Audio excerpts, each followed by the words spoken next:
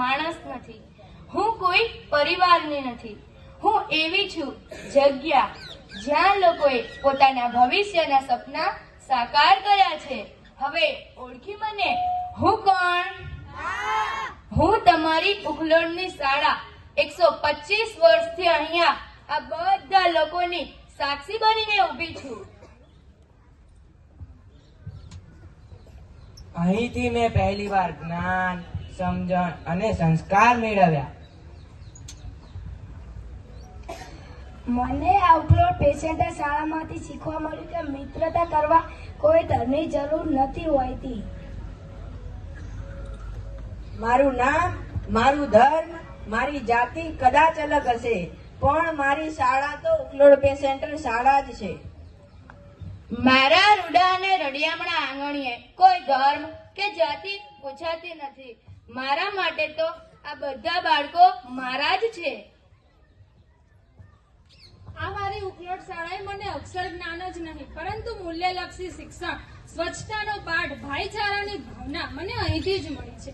આ શાળાએ મને માત્ર સારો માણસ જ નહીં પરંતુ અત્યારે હું જે કાંઈ પોસ્ટ ઉપર છું તેના પાયામાં આ જ શાળાની માટી છે.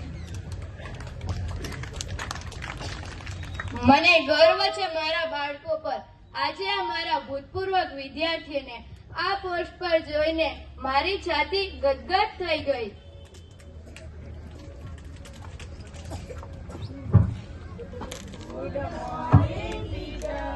Good morning, sit down. ચાલો સર્વપ્રથમ આપણે હાજરી પૂરી લઈશું. ઉમંગ, સહદેવ, અજય, નવરંગ, હિમાંશુ ને જયદીપ. કેમ છો બેન? બસ મજામાં. તું કેમ છે? મજા.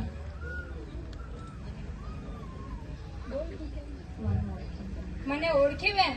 હા, તું આજથી 10 થી 12 વર્ષ પહેલા અહીં જ આ શાળામાં ભણી ગયેલી વિદ્યાર્થીની જ છું ને? હા. તું શું કરે છે અત્યારે? તમારી અને આ શાળાના કારણે હું સારી એવી પોસ્ટ ઉપર છું. હા, આ શાળાના કારણે તો તારા જેવા અનેક ભૂતપૂર્વ વિદ્યાર્થીઓ જે મહાનુભાવો અત્યારે સ્ટેજ પર વિરાજમાન છે, સામે બેઠેલા છે, એ આ શાળાના કારણે જ સારી પોસ્ટ પર છે. તેનો શ્રેય આ શાળા જ છે.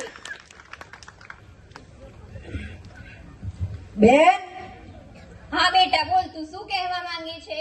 વરસાદ આવે ત્યારે છત અને બેન્ચ ભીંજાઈ જાય છે. હા બેટા, એ વાત તમારા લોકોની સાચી છે, પરંતુ ઠંડી હોય, ગરમી હોય કે વરસાદ હોય, પરંતુ આ શાળામાં કોઈ દિવસ શિક્ષણ બંધ નથી રહ્યું અને તેના જ કારણે અનેક ભૂતપૂર્વ વિદ્યાર્થીઓ જે અત્યારે સ્ટેજ પર વિરાજમાન છે, સામે બેઠેલા છે, તે સારી એવી પોસ્ટ પર છે. તેનો શ્રેય આ ઉખલોડ પે સેન્ટર શાળા જ છે.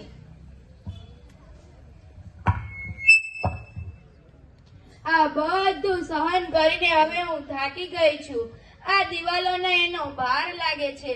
મારી આ છત આ ભાર સહન નથી કરી શકતી, પરંતુ મારી ઈચ્છા છે કે હજી પણ હું આ પૃથ્વી પર જીવંત છું.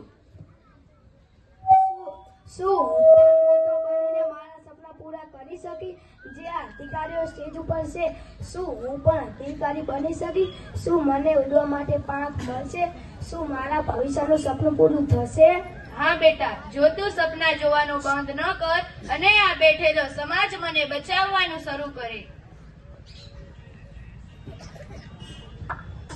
આ શાળા એ કોઈ એકની નથી, મારી કે તમારી કોઈની એકની નહીં, પરંતુ આ શાળા એ આપણા સર્વ સમાજની છે. તો આ શાળાની જવાબદારી પણ મારી કે તમારી એકની નહીં, પરંતુ આપણા સર્વની છે. તો આ શાળાની જવાબદારી પણ આપણે સર્વએ એક થઈને ઉઠાવવી જોઈએ. જો આજે આપણી શાળા તૂટશે તો કાલે ભારત અને ભવિષ્યના સપના તૂટશે. અત્યાર સુધી આ શાળાએ મને જે કંઈ પણ આપ્યું છે, હું અત્યારે સારી એવી પોસ્ટ ઉપર છું, તો હવે આપવાનો સમય મારો છે. 125 વર્ષ સુધી મેં આ સમાજને આપ્યું છે. આજે હું ભીખ નથી માંગતી, ભાગીદારી માંગુ છું.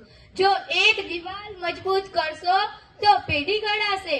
જો એક દિવાલ મજબૂત કરશો તો પેઢી ઘડાશે. જો એક વર્ગખંડ ઉભો કરશો તો ભાગ્ય રચાશે.